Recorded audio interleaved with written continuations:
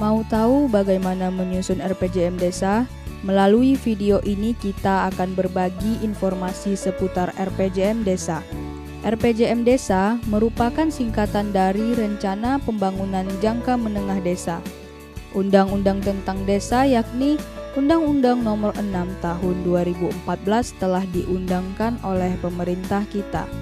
Begitu juga aturan, turunan, dan pendukung pelaksananya seperti Peraturan Pemerintah, Peraturan Menteri Dalam Negeri, dan Peraturan Menteri Desa. Undang-undang desa ini memberikan fondasi dasar bagi kemandirian desa. Undang-undang desa dibuat berdasarkan asas sebagai berikut. Pertama, rekognisi, yaitu pengakuan terhadap hak asal-usul.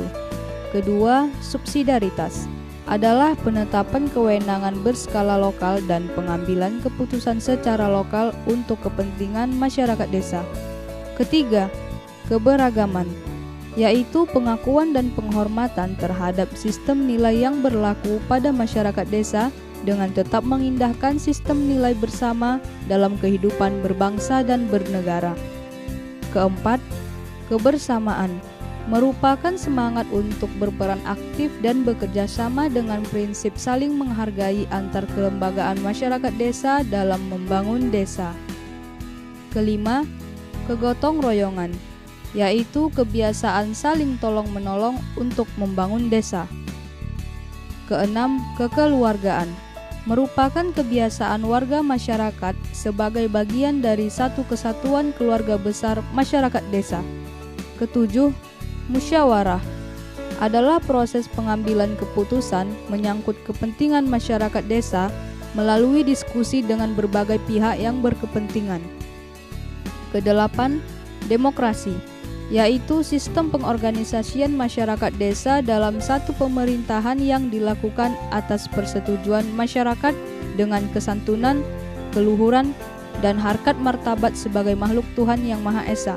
Kesembilan, kemandirian, merupakan proses dilakukan pemerintah desa dan masyarakat desa dalam melakukan kegiatan untuk memenuhi kebutuhan dengan kemampuan sendiri. Kesepuluh, partisipasi, yaitu semua warga masyarakat desa turut berperan aktif dalam berbagai kegiatan. Kesebelas, kesetaraan, merupakan kesamaan dalam kedudukan dan peran.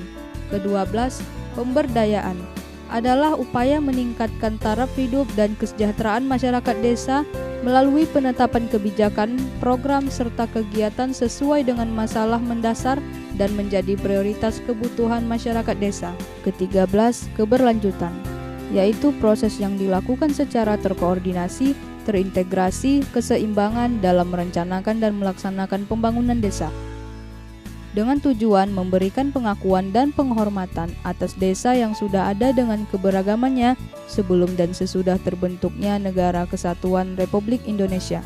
Kemudian, memberikan kejelasan status dan kepastian hukum atas desa dalam sistem ketatanegaraan Republik Indonesia demi mewujudkan keadilan bagi seluruh rakyat Indonesia. Selanjutnya, melestarikan dan memajukan adat, tradisi, dan budaya masyarakat desa, mendorong prakarsa, gerakan dan partisipasi masyarakat desa untuk pengembangan potensi dan aset desa guna kesejahteraan bersama, membentuk pemerintahan desa yang profesional, efisien, efektif, terbuka, dan bertanggung jawab, meningkatkan pelayanan publik bagi warga masyarakat desa guna mempercepat perwujudan kesejahteraan umum. Lalu, meningkatkan ketahanan nasional budaya masyarakat desa guna mewujudkan masyarakat desa yang mampu memelihara kesatuan sosial sebagai bagian dari ketahanan nasional, memajukan perekonomian masyarakat desa serta mengatasi kesenjangan pembangunan nasional, serta memperkuat masyarakat desa sebagai subjek pembangunan. Kewenangan yang dimiliki desa secara mandiri antara lain: pertama, penyelenggaraan pemerintahan desa; kedua, pelaksanaan pembangunan desa; ketiga, pembinaan kemasyarakatan desa; dan yang terakhir keempat, pemberdayaan masyarakat desa berdasarkan Pancasila, Undang-Undang Dasar 1945, Negara Kesatuan Republik Indonesia, dan Bhinneka Tunggal Ika.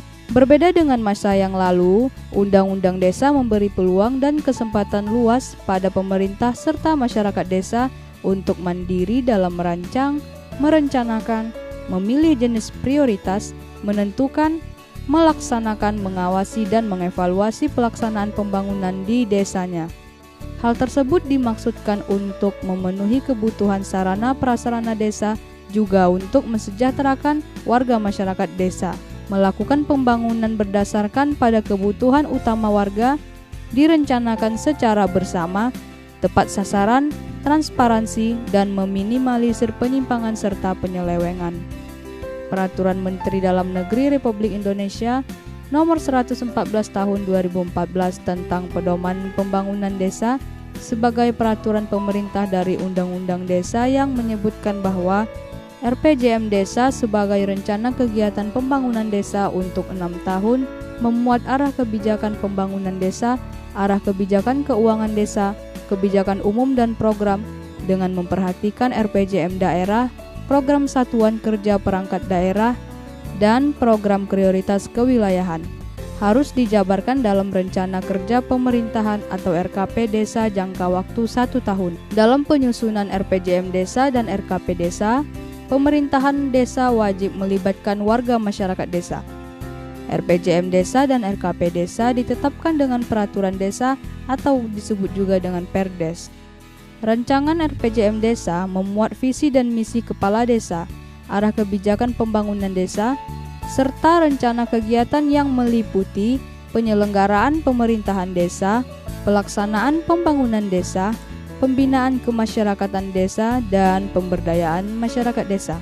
RPJM Desa memiliki sejumlah prinsip antara lain pemberdayaan, yaitu mewujudkan kemampuan dan kemandirian masyarakat. Partisipatif, yaitu keikutsertaan dan keterlibatan masyarakat secara aktif dalam proses pembangunan.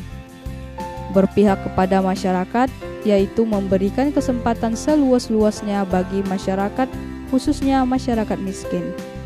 Terbuka, yaitu dapat dilihat dan diketahui secara langsung oleh seluruh masyarakat desa.